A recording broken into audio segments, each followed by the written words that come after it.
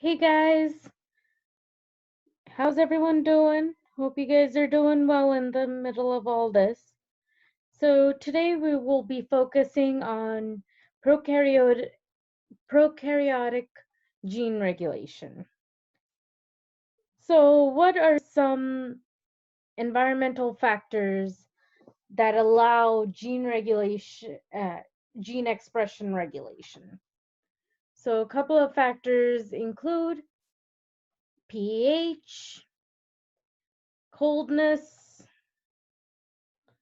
starvation or nutrient availability, cell density, so the amount of components in the cell itself, antimicrobial factors, and then heat.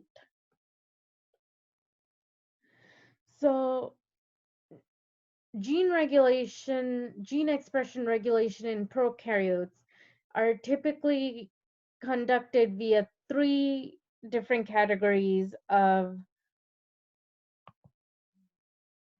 hold on, three different categories of enzymes, and these are called inducible, repressible, and constitutive.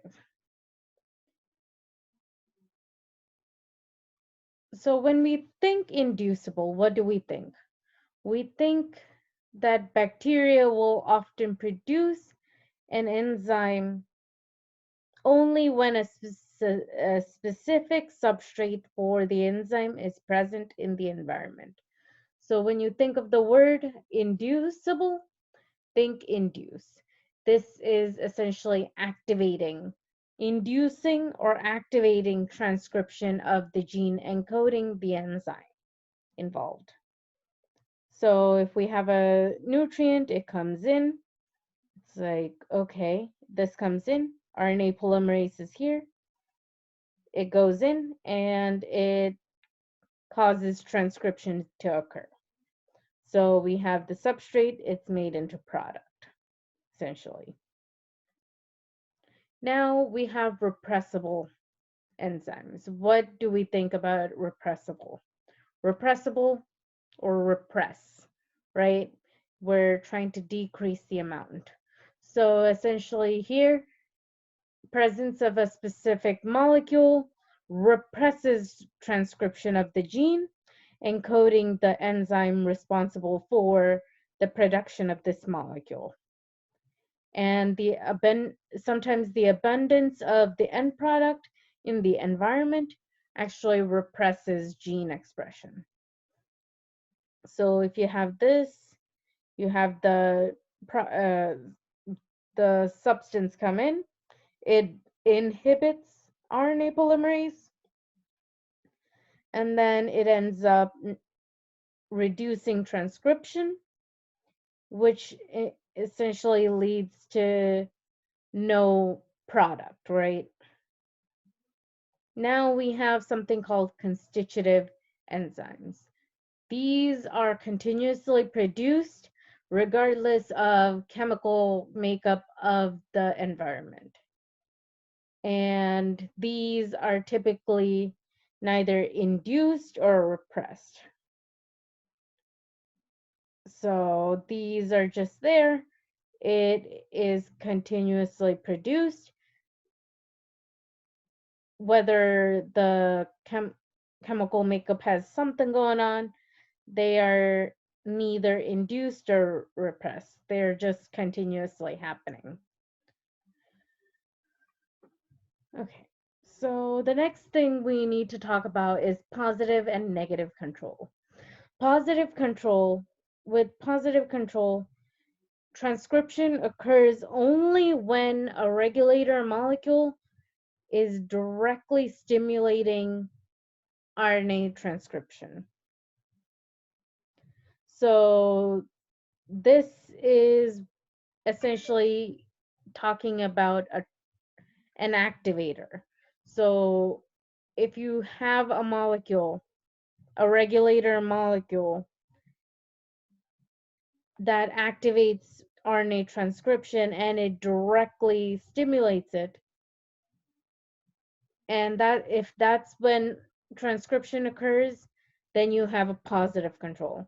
Whereas with negative control, transcription keeps on happening until a regulator molecule or a repressor molecule actually comes in and shuts everything down. I'll show more of a visual in the next slide. So negative control. Transcription occurs unless it is shut off by a regulator molecule. So in this case, you see here, with no negative control, it just keeps on going, like transcribing. But then when you have negative control present, you see a repressor molecule come in. It's blocking your path. It's blocking the path for the RNA polymerase to bind and stops transcription from occurring. Next, we have positive control, right? So positive control, we know that transcription only occurs when the regulator molecule is attached and directly stimulates transcription. So when we don't have positive control, it's like, whatever, maybe a little bit of transcription, but nothing too serious.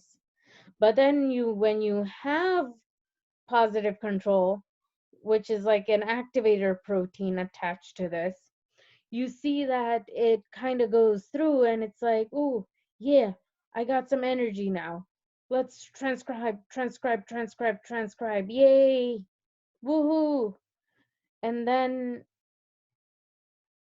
this can be, so either positive or negative controls or both combined can actually induced with both induced or repressed systems, depending on the scenario that is given. So let's look at a question regarding this. In the accompanying diagram, what is the type of control operating? So is this a positive control example or a negative control example? So what do we see here? We have a regulatory protein. It came in and bound to our promoter, which is this guy. So it's like here. Okay, so I think this is our RNA polymerase, actually. So we have this guy that came in, bound to the polymerase. And then we have our gene that is being transcribed. And it actually did lead to transcription. So what does that mean? Is it positive or negative? It's positive, right? Okay. So the next question here is, what is an operon? Operons are functioning units of genomic DNA containing a cluster of genes under the control of a single promoter. So essentially here, operons, they are multiple genes under the control of one promoter. So we have A, B, and C here. You have it being controlled by one promoter, okay? So usually the genes that are combined together in an operon are typically involved in a common function. They are typically linked on the same chromosome, and it is transcribed as a unit. Okay, so let's go into one of my favorite operons, the lac operon. So the lac operon involves 3 structural genes that are involved in the processing of the sugar lactose. The first one is LAC-Z, which is this guy over here. So this is our lac operon, and this is the first one, LAC-Z, which encodes for beta-galactosidase. This is an enzyme that cleaves lactose. So we have this guy. When we have beta-galactosidase involved, they cleave it and it becomes a molecule of galactose and glucose, okay? Then we have permease or LAC-Y. LAC-Y codes for permease. And permease essentially just allows lactose to be transported into the cell. And then we have that's supposed to be an X. LAC-X is, oh, let's just say LAC-A for now. LAC-A goes with transacetylase, which detoxifies and removes all of the toxic byproducts that come out of this guy, or any other reactions that come out in the processing of this sugar itself, okay? This is regulated by several factors that respond to the levels of glucose and lactose, okay?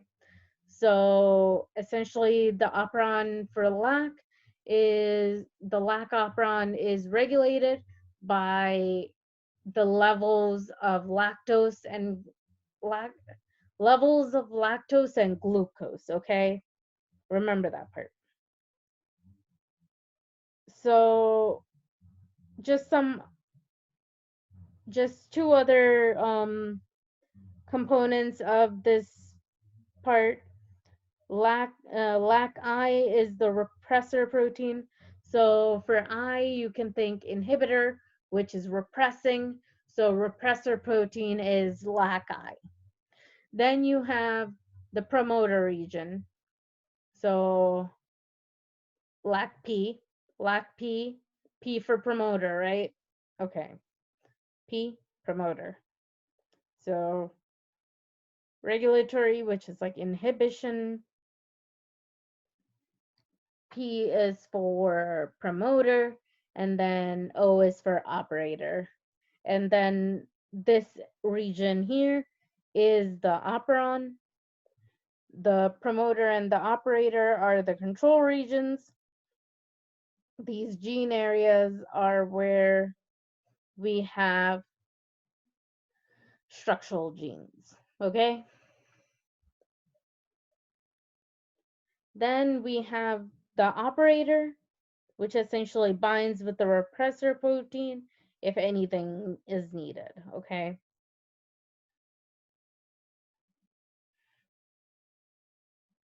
Then we have the cap binding site.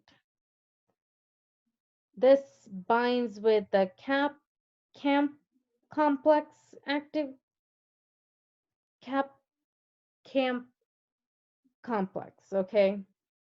So this is essentially where it binds with an activator.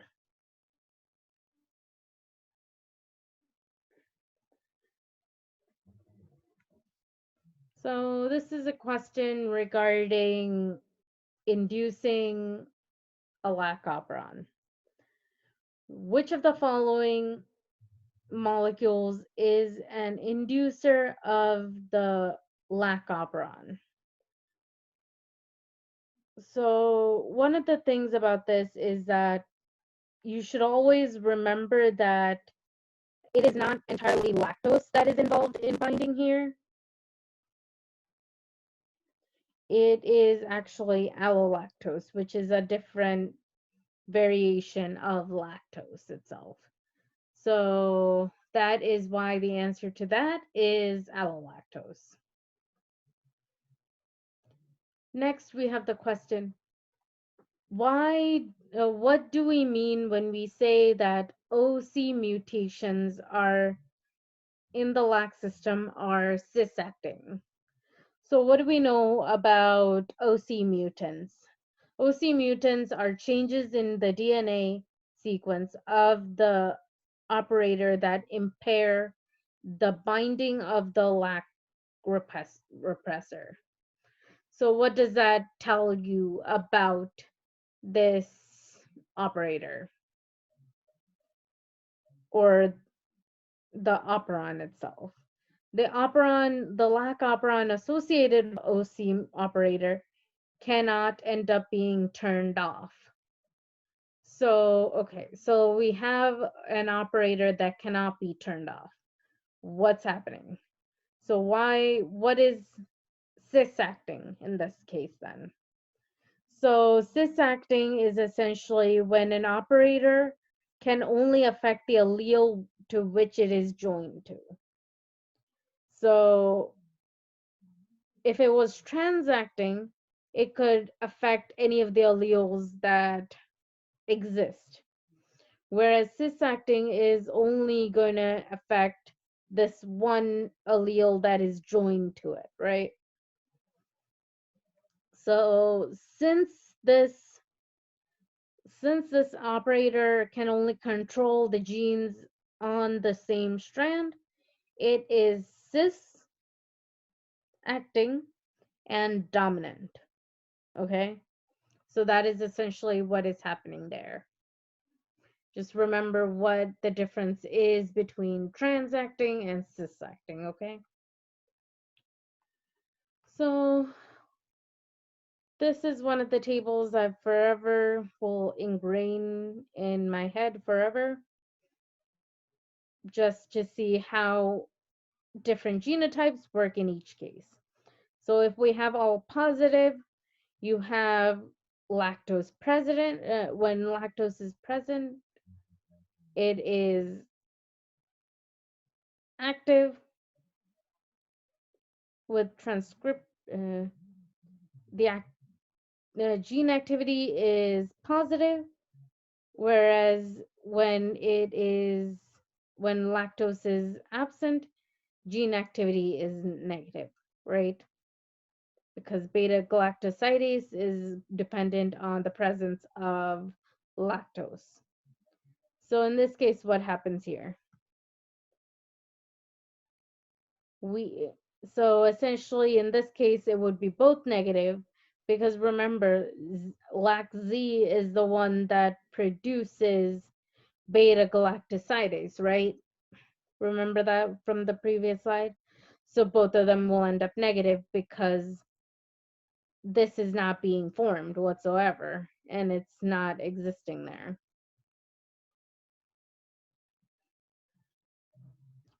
With this guy, you have it ending up both positive because you have a non-functional repressor happening here, right? So you end up with both positive gene activities. Again, this is a non-functional operator, so it ends up with positives for both. You have both activity of lactose and when it's present and absent. In this case, you have LAC-I, which is the inhibitor producing diffusible repressor proteins. So that's kind of adding on this guy, which means that it will have lactose present, and then we have lactose absent. We won't have any activity of beta galactosidase. So in this case, we have a cis-acting operator. So that means it's positive on both ends here. Here it is recessive. Oh, not recessive. So this guy here is a recessive mutation. So that's why it has positive galactosidase activity and then negative for the absent part. Again, here it is cis-acting for the operator, but it's the regular type here, so it ends up being positive than negative. In this case, we have an uninducible LAC-I, which just leads to no So since it's uninducible, it ends up being negative on both because it's not getting activated properly. And then we have this last one where LAC-IS here is the dominant mutation. So in this guy, we didn't have this component here, right? So in this case, we end up with the same thing where when it's present, it's negative. When it's absent, it's also negative. I hope that made sense. If not, I wouldn't worry too much about it, but let me know if you have any questions. So the next question here is to compare the structure of IPTG with the structure of galactose. Why can IPTG bind by the lac of a repressor but not be broken down by beta galactosidase? So why is this not breaking down? What is happening?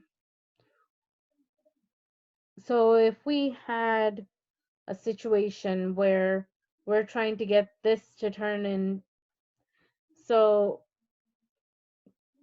if these weren't broken down like the way we saw with beta galactosidase, where we saw lactose ending up as lactose and glucose, why is that not happening? It is because the sulfur here, this sulfur atom here, prevents hydrolysis. Do you guys know what hydrolysis is? Hydrolysis is essentially taking out a water compound, so H2O. In this case, you do not see an H2, H and O that you can take out from this area. You are not touching any part of this area. You need to take it out from here. That's where it is belonging. So this sulfur is actually preventing hydrolysis from occurring by the beta galactosidase. So the beta galactosidase is actually preventing the breakdown itself, okay?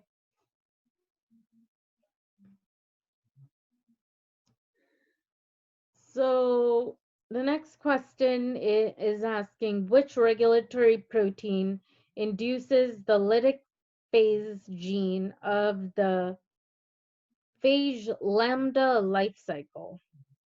In this case, this is just a more definition kind of thing. It is crow. This is the regulatory protein that induces this phase in the lambda life cycle, okay? So just remember that part. And then this is just a video that you guys might find interesting.